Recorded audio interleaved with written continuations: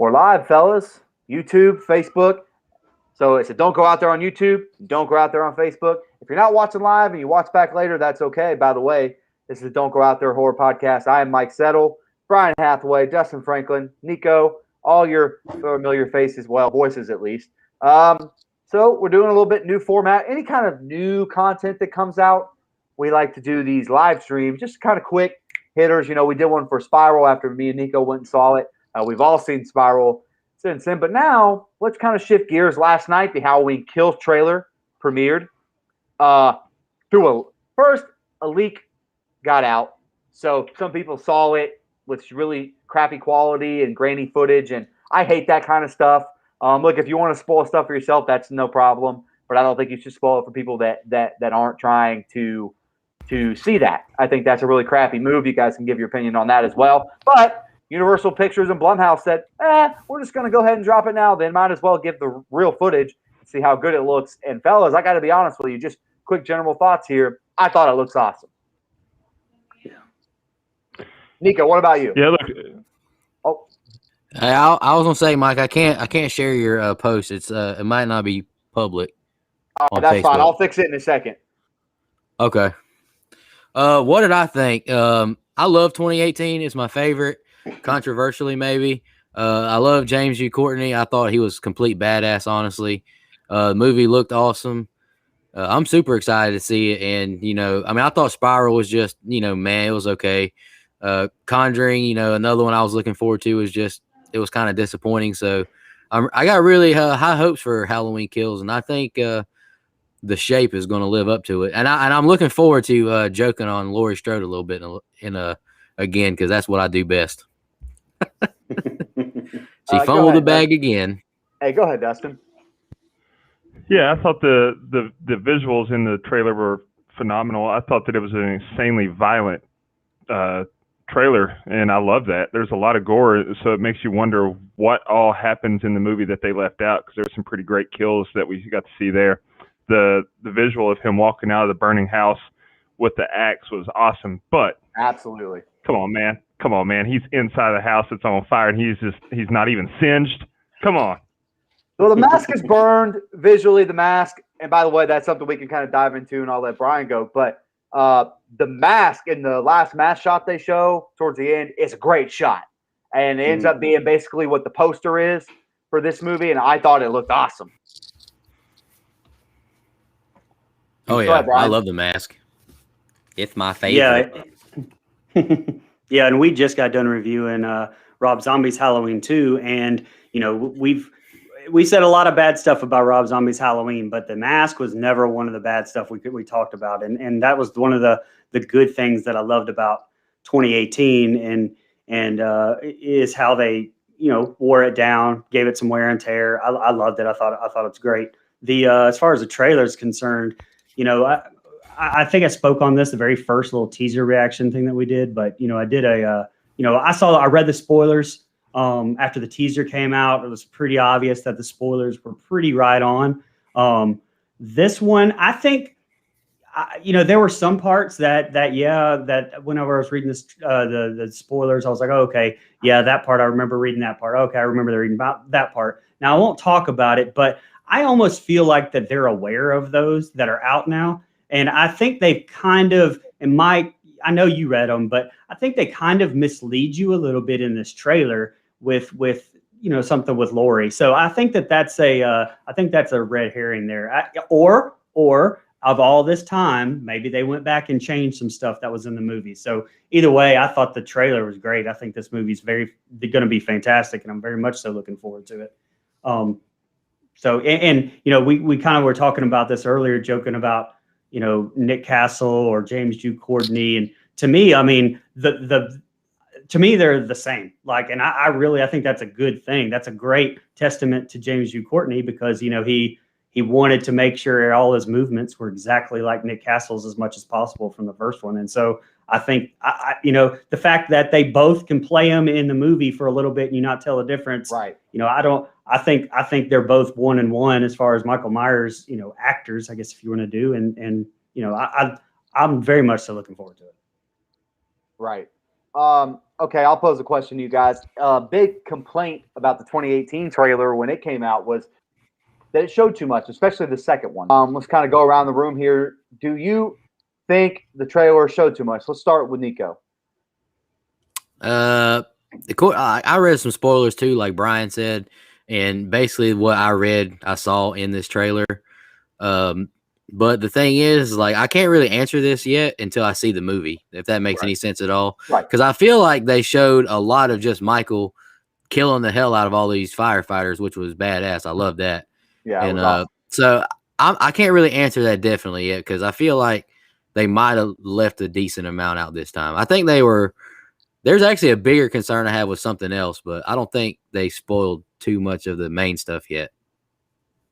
Dustin? I think it's like Nico said, it's hard to say if they share too much or not. Now, like Justin said in the comments here, I hope they didn't show us all the good kills. Right. That's a good point, Jay Brad. Me too. And the thing is, Yes. I don't think they did because if they're willing to give those away for free in the first trailer, in the very first trailer, then it makes me think that they got a whole lot more in store. Another thing, you get the what looks like the town is forming a mob to come and get Michael. So it looks like they're building to some badass war that we're about to have. And so I don't think they showed us too much, but it's really hard to say for sure. Brian? Well, and Dustin brought up a good point. This is the first trailer. Now, the other ones have just been teasers. So we know we're going to get another one before October. Absolutely. And we know from experience how much they always show in the second trailer. Now, I think that they showed too much in this because they didn't, reading the spoilers, like we talked about, there's not a whole lot left that you're going to show. I mean, unless besides like the kills, but plot wise that you're going to show in that second trailer. And they're going to put a whole bunch of new footage in that. So, but this is a Halloween film. It's a Michael Myers film. You don't need to show that much stuff. The stuff from the teaser is good. I mean, like people are going to come see this movie no matter what. If you spoil this in these trailers like you did the first one, which why would they be any different than what they do with 2018? It's the same, everybody that's involved. I think they're going to do it just as bad. So, I'm going to try my best not to watch as much of the second one as possible. And I kind of try to do that with a lot of movies. Although I read the spoilers, it was still cool to see a lot of that stuff on screen. Reading the spoilers to me doesn't bother me. It doesn't make the movie terrible. I actually, on movies I really love, I really want to know the spoilers so I know you didn't go and fuck it up. Like that's like I really want to make sure you didn't fuck it up before I go and get pissed off in the theater. So I'm very much so looking forward to the movie, but yeah, I do think they kind of showed too much, especially with it being the first trailer. Okay. I don't really go that way. Oh, sorry, Nico, go ahead. All I was going to say was real quick was the spoilers that I read, the first 20 or so minutes, they did not spoil any of that because there's something I don't really believe that should happen in the spoilers I read, but they didn't show anything in that trailer of the first 20 minutes that I've read. So I am happy about that, but go ahead, Dustin. That's all I was going to say. I was just going to say, I don't really read spoilers. Now, if someone sees a movie before I do and they want to tell me about it, I'm not one that's going to say, hey, shut up, I haven't seen it yet, but I don't seek them out. So I can't speak on that part, but I trust what you guys are saying, your guys' opinion that have read the spoilers. Yeah, I mean, I haven't read them all because I'm more in Dustin's camp where I want to be surprised to a certain extent. Now, whether I end up hating that is kind of irrelevant to this topic, where I hope I go in open-minded and fresh and I get, rewarded for that. Halloween 2018, I did not. I kind of knew a lot of what was coming. And this time I just kind of wanted to go about it a little differently. Something else that ended up being highly debated last night after it dropped, and we talked a lot about this in our review of Halloween 2018, is a lot of nods to older Halloween films after they decided to retcon them all. You get Haddonfield Memorial Hospital. You get Halloween 3 Trick-or-Treating Mask. You get Angry Mob, which happens in the Halloween franchise as well, except it didn't look like a bunch of bumbling this time. But you see where this is kind of going. It's like we're going to retcon all that, but we're going to smush it all in again and do it maybe a little bit better, a little cleaner or something. I don't know where the mindset is then, but I'm interested to get all of yours opinions. Which side do you fall on? Do you think it's too much for the older films? Do you think it's fine? Nico, go ahead. No, that was my concern that I brought up earlier, or I didn't bring it up, but what I meant earlier is that's my concern is I think all of us who did that 2018 review last year, one of our biggest complaints was there were so many nods to the other ones. And I get it, the first Halloween is, so many people's favorite horror movie of all time. And they want to pay, homage and respect to the franchise. And, that's great. But, do your own thing. I agree. We don't need a million. Hey, this happened, so let's pay respect to it over and over. It's too much. Go ahead, Dustin. I like it. I like the way that 18 did it, and so I try, like in the trailer for this one. I love how you see the mask from Halloween 3. Me too. The really good shot. Abandoned stepchild of the franchise. You get the 3 masks from that movie. I like how there's subtle nods because it's not down your throat. It's not in your face. It's not, hey, we're recreating this. It's just, we're going to do it organically. And if you catch on, more power to you. I really like how they do that. And I trust that they'll do the same here. Go ahead, Brian. I'm kind of the opposite. I kind of hope that they would get away from it completely because of how much they did it in the first one. But I mean, and if showing some Halloween 3 masks to me, that's to me, that's just just a little Easter egg. I love that. That's a really cool idea. Right. Yeah, that's right. But if you're going to have 4 kills that are exactly the same as other movies, now that's when I'm like, come on, like that's where I kind of like draw the line. But I spoke in our first review about how worried I was about going to Haddonfield Memorial, it being basically a copy of how the other Halloween 2, and I didn't want that. But after reading those spoilers, it's not going to be. Like I said, unless the spoilers aren't right, but I've seen 2 trailers that pretty much show that pretty much they are, unless they've changed some stuff. Well, even David Gordon Green said, hey, we use Haddonfield Memorial. It's not a recreation of Halloween 2, so to not be worried about it. And so I'll take his word for it. I'm okay with some fan service.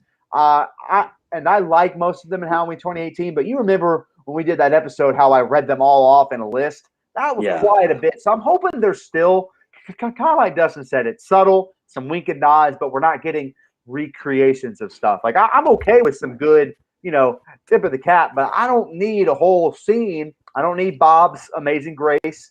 For those of you that have seen Halloween 2, you know what I'm talking about. Like, we don't need none of that. But so I think it's fine for what it is. A couple more things. We saw the mask, which I touched on previously. I love it. I love that it has some burn to it.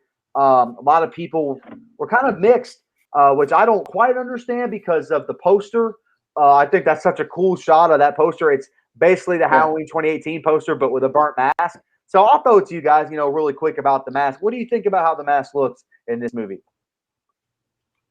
It's my favorite. Looks great to me. It. Yeah. Oh boy. Oh, no. It looks great. It looks great if you're ignoring the fact that it's a 40-year-old mask that just survived a major house fire. Oh yeah, I mean you've definitely got to put some. Yeah, you got to suspend your disbelief. You got to suspend. And that sounds so silly to say though, right? You got to suspend disbelief when we're talking about Michael Myers, who's come back from the dead, right, 1,100 times. But at the same time, you still want some realism to it, And so I would like for his mask to have been just completely beat to shit. Bear with me. Kind of like it was in Rob Zombie's Halloween 2 when the mask was just falling apart and part of it's missing. Yeah. Like that's more believable for what he just went through in that house. But overall, though, the mask looks great. It's certainly better than a lot of the masks we've got in this franchise. Oh, that's for sure. I'm going to tell you why they didn't do that, Dustin, real quick before that Brian goes, because they don't want to copy Rob Zombie's Halloween 2. That's literally what happened. We do that. People are going to go to Rob Zombie's Halloween 2, which makes no sense because if they're paying all these other tributes to the franchise, what difference does it make? Which, at the same time, they kind of already did that by making this Michael Myers so violent and brutal. Absolutely. That's something I want to touch on next. Yeah, Rob Zombie's, Tyler Mane was a vicious Michael Myers, and that looks like what we're getting in this one. Go ahead, Brian. Anything on the mask before we go to the next thing? No, just that I love it. I think it's great, and I think you're exactly right about the tearing. I don't think you could do that. I think that the fans bitched and complained so much about that in Halloween 2, Rob Zombie's Halloween 2, that I don't. Right. I know that it's not realistic, but I don't think that they could have done that. I mean, I think that they're doing the only thing they could do, really. Right. Dustin mentioned this, and this is exactly where I was going to go next. This apparently, if you listen to the directors and the writers, is going to be the most brutal Halloween yet. And when I heard that a couple months ago, I didn't believe that because they said that about Halloween 2018, and while it was gory, it still kind of maintained the same energy as that 1978 film. This one seems to be going, well, it's as close as you could get in 2018 to me. Because if you don't have any kind of gruesome kills, you're going to lose a lot of modern fans. That's just kind of how that works. But apparently in this one, you get a lot of gruesome kills. We see it in the trailer. So just off the trailer alone, which is all we have right now, because we don't want to give anyone any actual spoilers. Nico, too violent, not violent enough. You're a Jason fan. Everyone here is a big Jason fan. What do you think? Oh, well, I loved it. It was awesome seeing Michael Myers just going ham on all these firefighters and killing them all. And it reminded me of the opening scene from The Hills Have Eyes when they're hitting them, killing all the scientists with the pickaxe or whatever. But Right. I loved it, honestly. I think it's awesome. I love, that's always been, my problem with Halloween friends. They've always kind of made Michael a wimp. And Yeah. I love the fact that he's just kicking ass in this movie. I think it's going to be awesome. Good. Yeah, no, I agree. It's amped it up a lot, and that's one of the things that I liked about. I know you guys. I don't want to keep going back to him, but one of the things I really liked about Rob Zombie's Halloween films was how he amped up the viciousness of Michael Myers, and so I like that they're going that direction. Yeah. Just don't go too overboard with it. Myers went too over, or Zombie went too overboard with it in certain aspects. So find a balance and knock it out of the park. Yeah.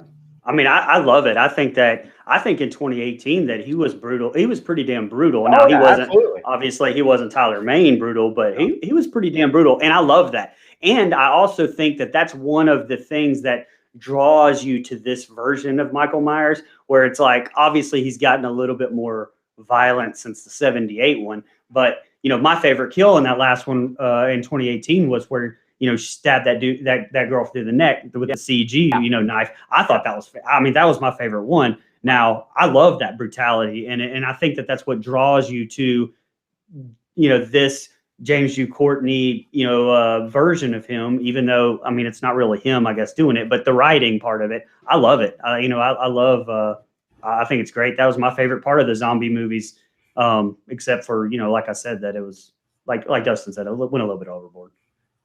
Yeah, I tend to agree with that. It's a more modern take on the character. And I think, especially in 2018, which was supposed to be a direct sequel to 1978, you can't tell me someone that's been locked up in an institution for 40 years, if he comes out, he's not going to be more violent. He's been pent up in there. He hasn't been doing anything.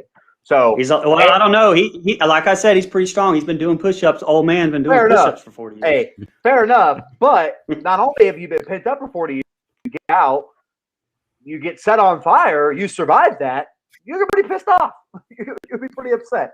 So, of course, you're going to be a little more violent, a little more brutal, and I think the kills look, as of right now, again, we only have the trailer to go off of, but these kills look incredible. Whether you think there's too many of them in the trailer, that's one thing. I understand that. But as far as what we're getting, we should be very happy because I do think the character needed an update. As long as they shoot it right with the right lighting, the right music, which that's what we call a transition. What do we all think about this twist on John Carpenter's classic score? Obviously, it's John Carpenter and his son working on it. So it's still his score, but different synthetic twist, which is funny because 1981's Halloween had a synthetic twist on the original score. And we're getting it again. It's almost like John Carpenter is like messing with the fans, which we don't know he likes to do that a lot. So go ahead, Nico. What do you think about the music they use in this trailer? Oh, I'm excited for it. Heck, man, I at work sometimes I'll listen to the 2018 soundtrack, because if you think about it, if no one's listened to the entire soundtrack, I encourage you to go do it on YouTube. The entire Absolutely. soundtrack from that film is incredible. So after that, I have nothing but high hopes for the music because, like Mike said plenty in the past, the score is a character. Especially in the Halloween The franchise. Halloween theme is the greatest score of all time to me. So yeah, I trust Carpenter to do a great job with this again, and I hope we get something like the Shape Stalks Allison. Allison, I great want song. something else like that. That's one of my favorites. Yep. That it's close to being as good as the original. Go ahead, Dustin. Yeah, no, I agree. I have high hopes for it, and I have a hard time believing that we'll be disappointed, Right. especially with Carpenter being directly involved. Yeah. And we talk about atmosphere all the time, or I do, especially in Halloween movies. Just the atmosphere in this trailer is perfect. That's And the sound or the music I thought was incredible. I like the whole synthetic little vibe to it. I think it's great. Yeah, so last thing here real quick, and then we can kind of get out of here. I mean, we can only talk so much about a trailer, and we've already gone 21 minutes. Does this movie for you guys, and then anything else on we can, but for you guys, does this trailer do anything to up your excitement, down your excitement? I think I know Nico's answer, but I am curious about the other two. So I'll start with Nico. More excited, less excited? How you feeling? Oh, more. Well, I think it met my expectation, if that makes any sense. Because I've been, all of us been super excited to see this because I love 2018. So I'm super excited. I don't know if you want us to just give final thoughts now, real quick. One thing, touching on spoilers. The only reason I read spoilers because I know there's another one after this. Right. Third one, I'm not going to read spoilers on no matter what. I don't want to see a Bob kill in this movie. Please don't do another Bob kill. We've had enough of that in this franchise. I'm going to clown on Laurie Strode real quick because she had this elaborate plan to trap Michael Myers, but failed to tell the fire department not to put the damn fire out. That's another great Laurie Strode fumble. Love it. And yeah, I'm super excited to see this movie. I love James G. Courtney. He's my favorite. Go ahead, Dustin. I'm neither. I'm not more excited or less excited to see it, and that's not a bad thing because I enjoyed 2018 so much that I was looking forward to it as is. And the trailer, while it looked awesome, I don't think that I could be more excited to see it. The only thing that I could have been was, discouraged by it, and I wasn't discouraged. I think, I'm looking forward to it. And, the fire thing, I get that, but who the hell called the fire department in the first place? I thought that house was out in the middle of nowhere. But Dustin, she does a bad. She may fumble the bag, but so does he because he's been trying to kill her for 40 years and hasn't successfully done it yet. So he's an idiot too, I guess. Yeah, but I just, I can't let Jamie Lee Curtis get slandered on live here without me saying, without me coming in and defending her honor and saying, hey, I know you're older than me, but call me sometime. So anyway, she's awesome in this trailer too. Her big scene in this trailer, she's great. Yeah, absolutely great. Yeah. So I'm excited about the movie. I'm not more or less excited than I was. I'm just ready for it. Yeah, I kind of feel the same way as Dustin. Like it didn't excite me more or less. It excited me more to see what I hoped that they would do on screen, and it looks like they did it right.